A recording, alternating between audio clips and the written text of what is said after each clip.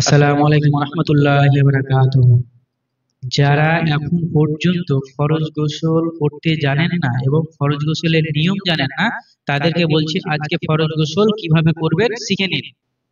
সর্বপ্রথম আপনার এক নম্বর কাজ হচ্ছে আপনার শরীরে বা আপনার কাপড়ে যেই জায়গায় নাপাক লেগে থাকবে, আপনার শরীরে হোক আপনার কাপড়ে হোক, যেই জায়গায় নাপাক লেগে থাকবে সেই জায়গাটা আপনাকে সর্বপ্রথম বাথরুমে গেলে বাথরুমে গিয়ে ভালোভাবে পরিষ্কার করে নেবেন।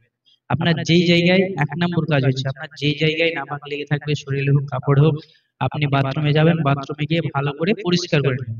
একদম পরিষ্কার হয়ে গেল, তারপর আপনি বাথরুম থেকে বেরিয়ে যেখানে গোসল করবেন সেখানে এলেন। সেখানে আসার পর 2 নম্বর কাজ হচ্ছে আপনাকে এই হাতের দু কবজি পর্যন্ত, একদম দু হাতের দু কবজি পর্যন্ত একদম ভালো করে ধুয়ে নিলেন। একদম যেভাবে উজু করে, মানে উজু করে যেভাবে ধয় সেম সেইভাবে আপনি দু হাতের কবজি পর্যন্ত ধুয়ে নিলেন। তারপর 3 বার আপনি কুলিকুচি করে নিলেন। 3 বার মুখে পানি নিয়ে কুলিকুচি করে নিলেন। তারপর 3 বার আপনি নাকে পানি দিলেন। তারপর 3 বার মুখমণ্ডল করে নিলেন। 3 বার আপনি মুখমণ্ডল করে নিলেন। সেম যেইভাবে উজু করেন সেম সেইভাবে 3 বার মুখমণ্ডল করে নিলেন। তারপর আপনার এই ডান হাতের একদম কাহিনা পর্যন্ত 3 বার ধুয়ে নিলেন। এখান থেকে 3 বার ধুয়ে নিলেন। তারপর বাম হাতের এখান থেকে 3 বার ধুয়ে নিলেন। একদম সেম উজু যেভাবে করে সেম সেইভাবে 3 বার হয়ে গেল। তারপর মাথা মাসা করে নিলেন।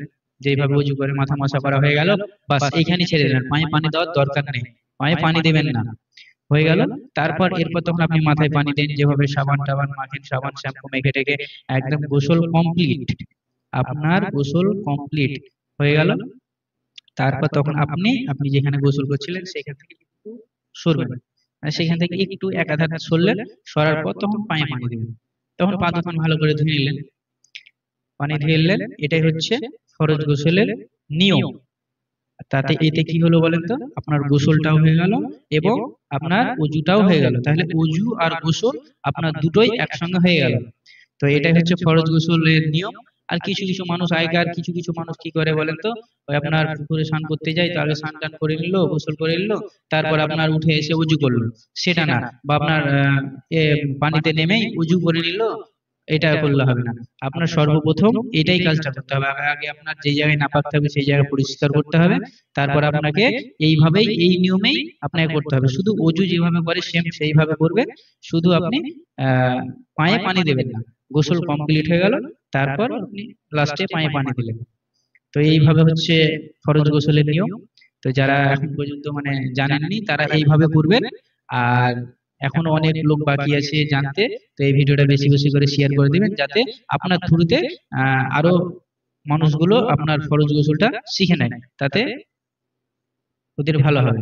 তো অবশ্যই এই ভিডিওটি বেশি বেশি করে শেয়ার করে দিবেন, যাতে আপনার থ্রুতে অন্য কেউ ফরজ গোসলটা শিখে নেয়। আসসালামু আলাইকুম।